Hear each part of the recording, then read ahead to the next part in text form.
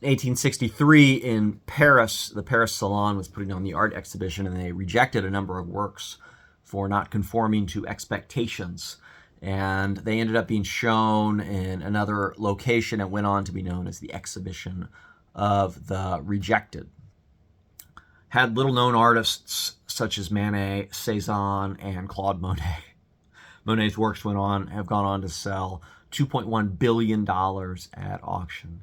So he got the last laugh.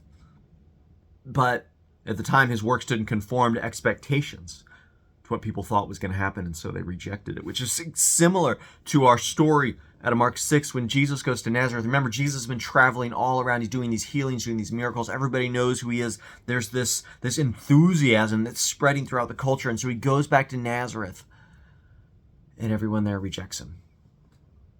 They know his story. They know his background. They know his family. And they say, oh, we know where Jesus came from. He can't be the Messiah.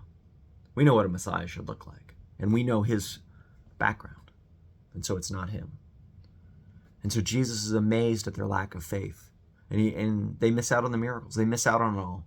Because they're so certain of what things should look like, and they're certain that history is destiny. But the Gospels are amazing because the Gospels teach us that history is not destiny, that who we were does not determine who we are because of the hope we have in Jesus Christ. We see one of my favorite stories in Zechariah 3, the prophet Joshua standing before God with dirty clothes on, and God says to him, put a clean turban on his head, put clean garments on him, because we receive the Lord's righteousness, and so that our background does not determine who we will be. The enemy will try and remind us of our failures in the past, and the enemy will tell us, often at our lowest and most vulnerable points, that that is who we will be forever.